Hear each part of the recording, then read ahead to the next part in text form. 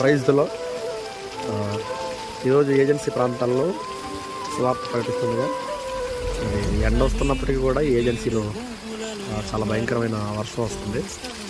చూడండి, కొత్త పాక భలే ఉంది కదా, చాలా కొత్త పాక. అలాగే బాత్రూమ్ కూడా అదే బాత్రూమ్, వాటర్ పంపులు అన్నీ.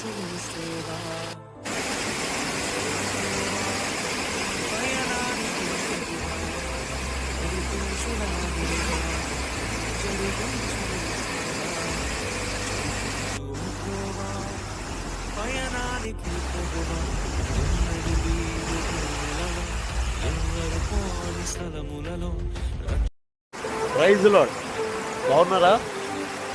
ఈరోజు సువార్తను ముగించుకొని వర్షం పడింది, చాలా చాలా చల్లగా ఉంది. సమ్మర్లో వింటర్లాగా ఉంది. నిజంగా దేవునికే మహిమ. మరి మా ఇంట్లో ఏసీ లేదు, కూలర్ కూడా వర్క్ చేయట్లేదు. అయినప్పటికీ కూడా దేవుని కృపను బట్టి ఇలా బయటకు వస్తే ఎండ వేళలో సేవకులిద్దరూ కూడా ఎండ వేళలో ఇబ్బంది పడకూడదని దేవుడు మొత్తం సెంట్రల్ ఏసీ చేసాడు. నిజంగా దేవుని కృప. ఇక చూడండి, జలపాతాలు. నిజంగా ఈ ప్రాంతంలో ఇక్కడ ఉండిపోవాలనిపిస్తుంది. ఇదిగో ఇక్కడ ఒక రోడ్డు పక్కన చిన్న పాకేసుకుని ఉన్నా సూపర్గా ఉంటుంది. నిజంగా ఎవరైనా సేవకులు ఉంటే, నిజంగా ఏజెన్సీ మీద భారం ఉంటే తప్పకుండా ఏజెన్సీ ప్రాంతాల్లో సేవ చేయండి.